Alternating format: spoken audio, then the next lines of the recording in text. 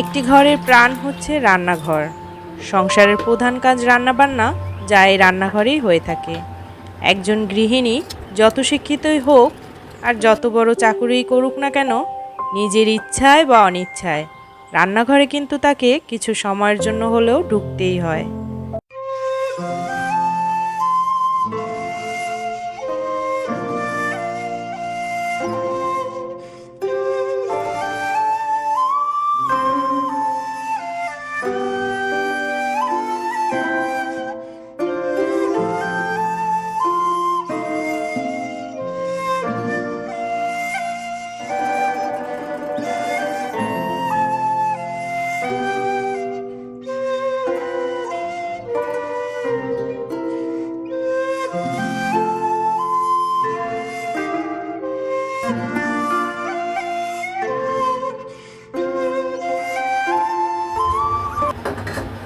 Hello everyone, good morning. কি অবস্থা, কেমন আছেন সবাই? আশা করছি যে যেখান থেকে আমার ব্লগটি দেখছেন সকলে খুব ভালো আছেন। আমি মিতা, বাংলাদেশের একটি ছোট্ট নগরী আর আমার একান্ত প্রিয় আমার প্রাণের শহর বরিশাল থেকে নতুন আরও একটি সুন্দর দিনের সাথে শুরু করছি আজকের ব্লগটি। আর পুরো ব্লগটি জুড়ে থাকার অনুরোধ জানাচ্ছি। আই হোপ আপনাদের ভালো লাগবে। তো আজকের ব্লগটি কিন্তু আমি আমার কিচেন থেকে শুরু করেছি, আর আজকে আপনাদের সাথে শেয়ার করব কিভাবে মাত্র হাতে 1 ঘন্টা সময় নিয়ে খুব সুন্দর করে কিচেন ডিপ ক্লিন করা যায়। আর এর জন্য কিন্তু শুরুতেই আমি একটা লিকুইড তৈরি করে নেব।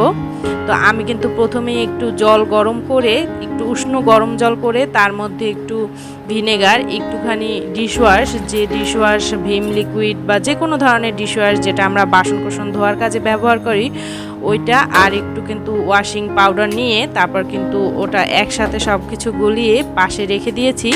আর এরপর কিন্তু আমি এই যে আমার দুটো তাকের সব কিছু নামিয়ে নেব।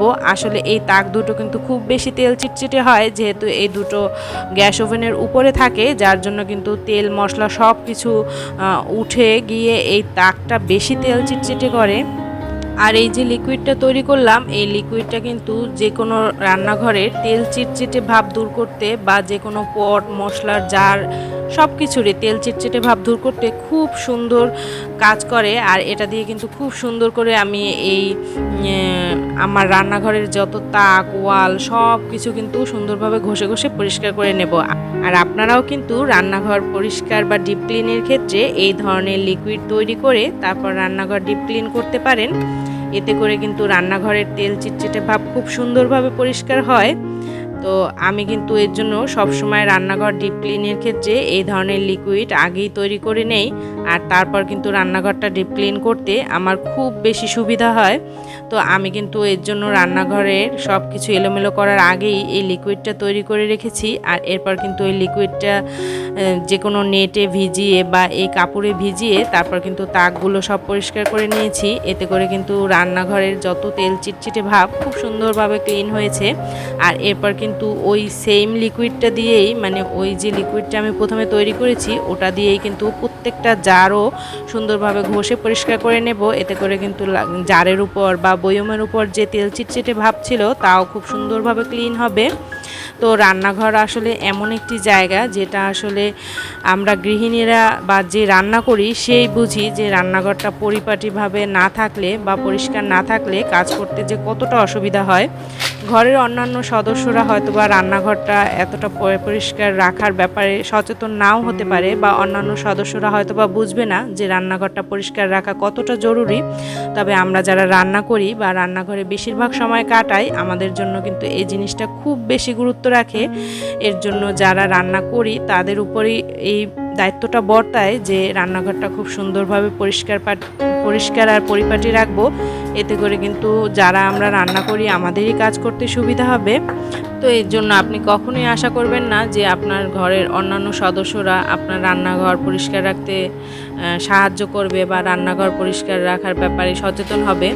আমি বা আমরা যারা সংসারে যে বেশি রান্নাঘরে সময় কাটায় তার উপরই দায়িত্ব থাকে যে রান্নাঘরটা পরিষ্কার রাখবো বা পরিপাটি রাখবো।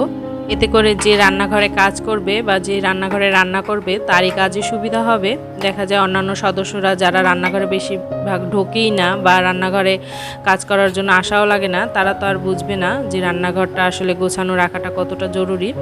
আর গোছানো রাখলে তাদের তেমন কোনো সুবিধাও হবে না। এর জন্য যে রান্না করি আসলে বা যে রান্নাঘরে বেশি সময় কাটাই তারই বেশি মানে রান্নাঘরটা পরিষ্কার বা পরিপাটি রাখা বেশি জরুরি।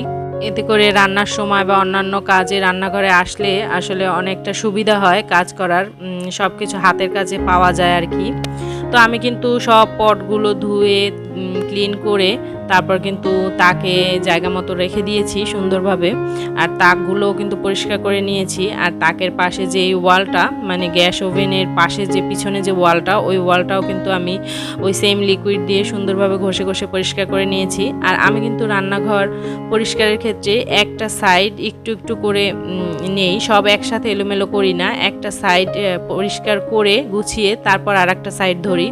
তো এর জন্য আমি কিন্তু আমার গ্যাস ওভেনের উপরে যে তাক যে দুটো বেশি তেল চিটচিটে হয় ওই দুটো পরিষ্কার করে আর এখানের ওয়ালটা পরিষ্কার করে সুন্দরভাবে সাজিয়ে হুকের সাথে আর কি এই মগগুলো দিয়ে তারপর যে আমার চা করার যে ডেস্কি, ওই ডেস্কিটা সুন্দরভাবে সাজিয়ে তারপর কিন্তু এই সাইডের র্যাকটা ধরেছি। আর এই সাইডের র্যাকে যেহেতু আমি কাচের জারগুলো রাখি, ওই সাইডের র্যাকটা কিন্তু আমার এর জন্য খুব বেশি সাবধানতার সাথে পরিষ্কার করা লাগবে, কারণ যে কোনো সময় কাচের জার যদি হাত থেকে পড়ে যায় জারগুলো কিন্তু ভেঙে যাবে। আর এই জারগুলো কিন্তু অনেক দামি, এখানে কিন্তু আমার অনেক টাকার জার আর কি, আর শখের জার। তো এর জন্য আমি খুব সাবধানতার সাথে এইখানের এই র্যাকটা পরিষ্কার করেছি। আর তারপর জারগুলোও কিন্তু পরিষ্কার করে সুন্দরভাবে র্যাকে বসিয়ে নিচ্ছি। আসলে আমরা যারা গৃহিণী অনেকে হয়তোবা অনেক উচ্চশিক্ষিত বা অনেকে হয়তোবা জব করি বা জব করতাম, তো আমি কিন্তু তাদের মতো কখনোই ভাবিনি যে রান্নাঘরে আমার এতটা সময় ব্যয় করতে হবে। কখনো সবসময় ভেবেছি রান্নাঘরে খুব অল্প সময়ের জন্য আসবো বা কখনো হয়তোবা আসবোই না, কাজের লোক দিয়ে করাবো। কিন্তু সংসার আসলে এমন একটি জায়গা যে সংসারের মায়া আপনাকে কোথায় কখন এনে দাঁড় করাবে আপনি নিজেও জানেন না। তো আমার অবস্থাটাও কিন্তু এরকম, চাকরি বাকরি ছেড়ে এখন কিন্তু রান্নাঘরে ঘষে মেজে বা রান্না বান্না করে বেশিরভাগ সময় রান্নাঘরেই কেটে যায়। আসলে সংসারের মায়ায় পড়ে বা সন্তানদের মায়ায় পড়ে এগুলো করতে আমরা বাধ্য হই, ইচ্ছা থাকতে বা অনিচ্ছা সত্ত্বেও সংসারে কাজকর্ম করার জন্য রান্নাঘরে আসতেই হয়। তো আমার পরিস্থিতিটাও এরকমই। তো যাই হোক, আসলে এই জিনিসটা নিয়ে আমি খুব বেশি দুঃখও করি না, যেহেতু আমি খুব শৌখিন মানুষ। চাকরি বাকরি করে সারাদিন ব্যস্ততার মধ্যে থাকতে আমারও ভালো লাগতো না, তো এর জন্য বেশি দুঃখও করি না, আবার মাঝে মাঝে একটু দুঃখও করি।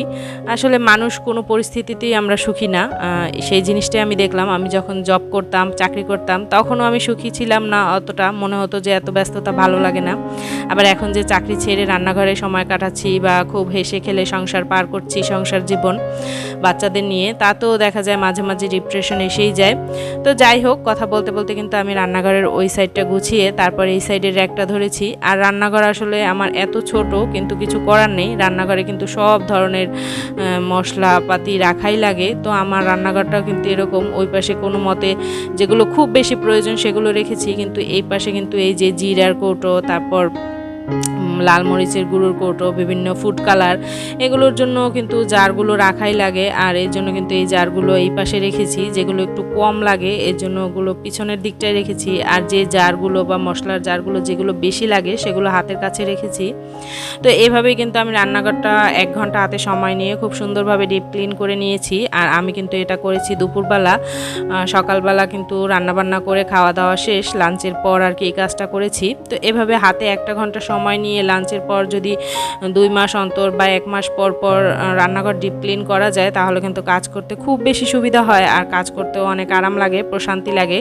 আসলে আমরা যেখানেই কাজ করি না কেন, ঘরের যে কোনো অংশে, ডেস্কে হোক, অফিসে হোক বা রান্নাঘরে হোক, যেখানেই কাজ করি না কেন, কাজের জায়গাটা যদি প্রশান্তিময় হয় তাহলে কিন্তু কাজ করতে একটা অন্যরকম ভালো লাগা কাজ করে।